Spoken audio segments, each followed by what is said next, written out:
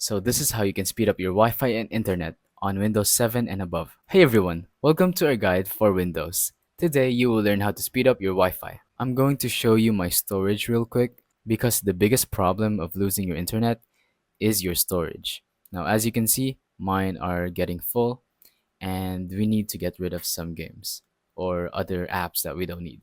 So go ahead and just exit that out and then find an app that you're no longer really using. So just right click it and then look for this trash bin. Tap on delete and then here you will see the recycle bin. Go ahead and right click and then tap on empty recycle bin.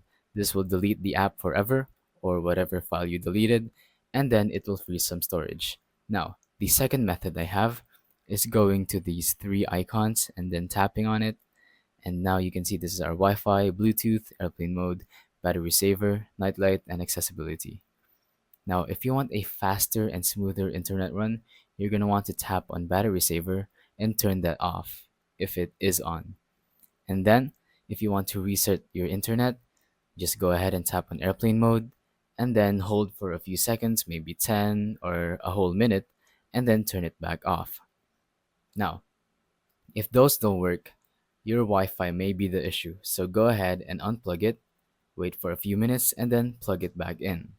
And now, your Wi-Fi should be running more smooth than ever. Thank you for watching. Don't forget to leave a like, subscribe, and let us know in the comments if the tutorial worked or if you have any questions. Thank you and goodbye.